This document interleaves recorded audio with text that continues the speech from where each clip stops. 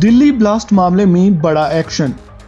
अल फलाह university पर ED का बड़ा एक्शन। 25 ठिकानों पर छापेमारी। दिल्ली में लाल किले के पास हुए विस्फोट मामले ने राष्ट्रीय सुरक्षा एजेंसियों को पूरी तरह से अलर्ट पर ला दिया है।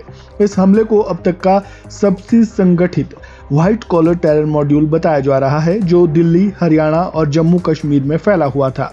इसी सिलसिले में मंगलवार 18 नवंबर की सुबह 5 बजे से प्रवर्तन निदेशालय ईडी ने अल फलाह यूनिवर्सिटी से जुड़े ट्रस्टी, सहयोगी और संस्थाओं पर 25 ठिकानों पर छापेमारी शुरू की। ये कार्रवाई दिल्ली, फरीदाबाद और अन्य इलाकों में जारी है। जांच एजेंसियों को संदेह है कि इस यूनिवर्सिटी से जुड़े कुछ लोग संदिग्धों को लॉजिस्टिक्स व तकनीकी सहयोग देने में भूमिका निभाते थे।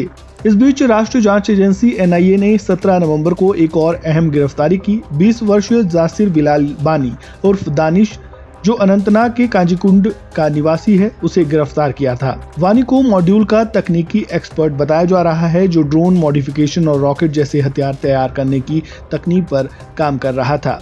एनआईए के मुताबिक वानी ने आत्मघाती हमलावर उमर उन नवी के साथ मिलकर कई हथियार संबंधी प्रयोग किए।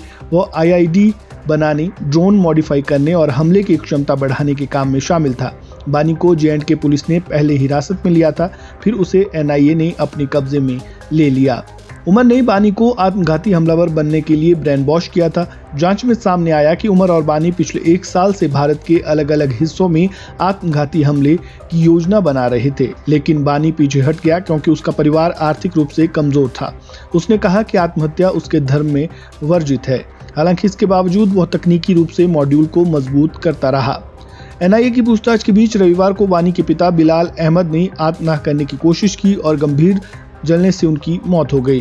परिवार लगातार एनआईए और पुलिस से अपने बेटों से मिलने की कोशिश कर रहा था, लेकिन सफल नहीं हुआ। ये घटना अब स्थानीय स्तर पर तनाव पैदा कर चुकी है।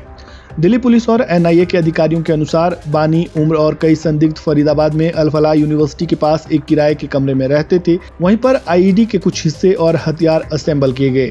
मॉड्यूल के सदस्य मस्जिदों में मिलकर योजनाओं को अंतिम रूप देते थे। सिग्नल ऐप पर एनक्रिप्टेड ग्रुप डॉक्टरों की बड़ी भूमिका रही। एनआईए की जांच में एक एनक्रिप्टेड सिग्नल ग्रुप सामने आया, जिसे उमर ने 3 महीने पहले बनाया था।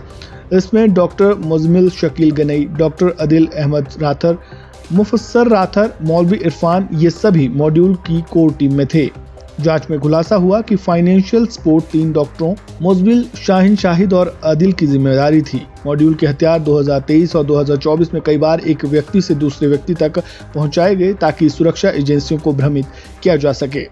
16 नवंबर को एनआईए ने कश्मीर प्लम्बर अमीर राशिद अली को गिरफ्तार किया था। उसके पास वही वाहन था जिसे उमर आत्मघाती हमले के लिए चला रहा था। अमीर, उमर और अन्य सदस्य कई बार फरीदाबाद, दिल्ली, कश्मीर की यात्राएं कर चुके थे। इस मामले में एनआईए ने अब तक 73 गवाहों से पूछताछ की। जांच एजेंसियां अब मॉड्यूल के विदेशी हैंडलर्स, फंडिंग नेटवर्क, उनके संभावित टारगेट और जुड़े हुए नेटवर्क के राज्यों का पता लगा रही है। इस खबर में फिलहाल इतना ही। खबरों से जुड़े ताज़ा अपडेट के लिए बने रहें वन इंडिया हिंदी के साथ। धन्यवाद।